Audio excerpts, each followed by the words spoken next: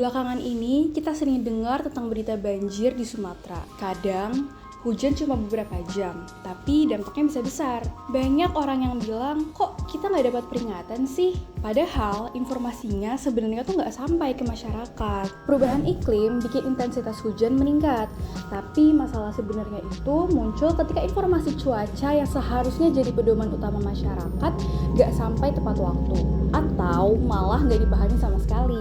Banyak warga di Sumatera baru tahu tentang potensi banjir justru ketika airnya sudah naik.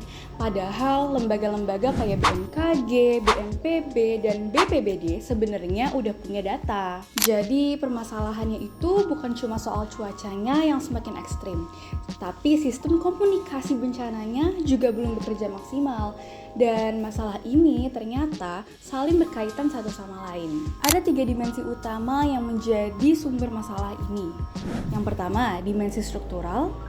Banyak daerah rawan banjir di Sumatera justru dijadikan permukiman dari industri karena tahu ruangan itu masih top down. Koordinasi antar lembaga yaitu BMKG, BNPB, dan BPBD dan Pemda itu juga masih belum sinkron. Jadi keputusan mitigasinya sering nggak berbasis data. Kedua, dimensi teknis, khususnya BMKG. BMKG pemegang peran vital di sini, tapi sayangnya perangkatnya itu belum merata. Radar cuacanya masih kurang, AWS dan sensor hujannya masih terbatas, SDM analisis datanya pun juga belum memadai. Akibatnya, peringatan dini bisa terlambat atau tidak akurat. Nah, terakhir, dimensi komunikasi pembangunan informasi cuaca BMKG sering disampaikan dalam bahasa yang teknis. Hujan lebat, angin kencang, potensi petir. Tapi masyarakat itu nggak bisa selalu paham bahwa itu tuh berarti resiko banjir tinggi.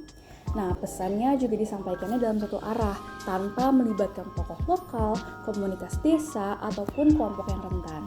Padahal, dalam teori komunikasi resiko, Costello dan Sandman bilang, pesan itu harus jelas, dipercaya, dimengerti, dan disebarkan lewat saluran yang tepat. Kalau pesannya teknis, lambat atau tidak tersampaikan, masyarakat pun otomatis jadi nggak siap. Jadi walaupun datanya ada, sistemnya ada, dan peringatannya ada, tapi kalau nggak dipahami, tidak dipercaya, dan juga nggak direspon, hasilnya akan tetap sama. Masyarakat tetap menjadi korban banjir. Lalu, apa solusinya? Sebenarnya cukup jelas. Pertama, modernisasi teknologi BMKG bisa dengan perluasan radar cuaca dan menambahkan pelatihan SDM meteorologi. Yang kedua, pengadaan integrasi data lintas lembaga secara real time agar info banjirnya tidak terlambat. Ketiga, adanya komunikasi dua arah dengan masyarakat yang menggunakan bahasa sederhana agar mudah dimengerti dari berbagai kalangan. Yang keempat, sosialisasi kepada warga tentang cara membaca tanda risiko atau melakukan simulasi kebencanaan di setiap daerah. Dan yang terakhir, edukasi perubahan iklim agar masyarakat memahami bahwa hujan ekstrim dan banjir ini adalah bagian dari perubahan iklim yang butuh respon adaptif dari setiap kalangan. Kalau solusi ini bisa dijalankan bersama oleh semua pihak terkait, kita pasti bisa punya sistem peringatan banjir yang lebih cepat, inklusif, dan juga mencegah korban. Menghadapi banjir bukan sekedar hanya menunggu hujan reda, tapi memastikan semua orang dapat memahami informasi yang benar, tepat waktu, dan juga mudah dipahami.